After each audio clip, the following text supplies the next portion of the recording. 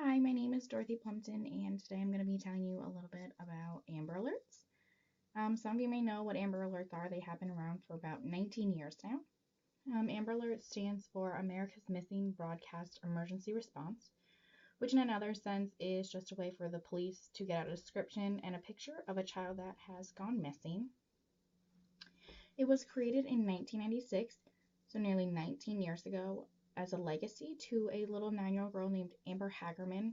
She went missing while she was riding her bicycle in Texas. This just added to many of the cases of children that have gone missing, and her parents and everyone pushed for something to be created to help find children that have gone missing. According to the exploited children's missing and exploited children's website, nearly 800,000 children go missing a year, which narrows that down to about 2,000 kids go missing a day. So, that's a very high number. So we need to have things in place, such as Amber Alerts, to help bring children back home. Out of these 800,000 cases, about 115 are reported as stranger abductions, which are the highest risk cases. Those usually result in injury or death to the child when a stranger typically takes them. Since there are 800,000 cases that come in a year, Amber Alerts has to have a few guidelines to narrow down into the cases that are very, very important and dire need to be out to the public. Every case is very important and is taken seriously, but there are cases which typically are stranger abduction cases, which are much more, I don't want to say important, but are much more need of attention by the public. Their first thing is law enforcement must confirm beforehand that there is an abduction before they, start the process. So they must go through and confirm, the things of an abduction that needs to happen before you can start broadcasting information. The next thing is there has to be a risk of bodily injury or death. Amber Alerts are only cases that have these risks because these are such cases that are in dire need of attention. Those are the only cases that get sent out.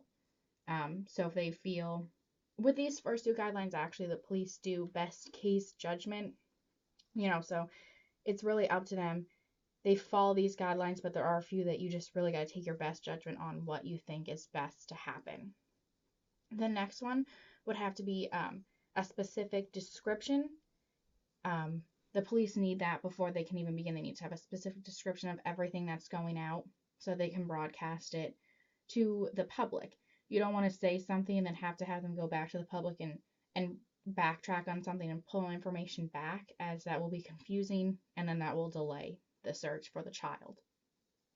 You want to make sure they have a specific age of the child as well. So you give out an age of like 7, 12. Most of these cases are children under the age of 17, as when you turn 18, you become a legal adult.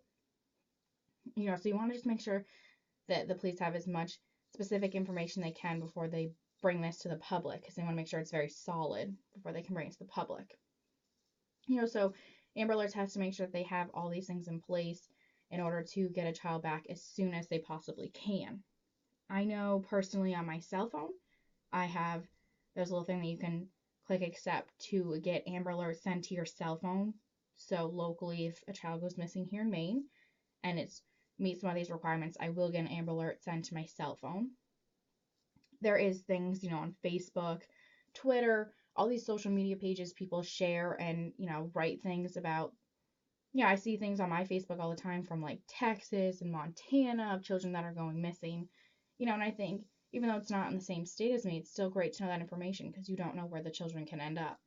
So with Amber Alert and social media, and all this stuff these days, cases are getting solved much faster. More people are aware and alert of things that are going on, in our society. So I think that's a great plus. I know since Amber Alerts has been around, there's been about 734 cases that have been solved and the children have been brought home, to their parents. So that's great.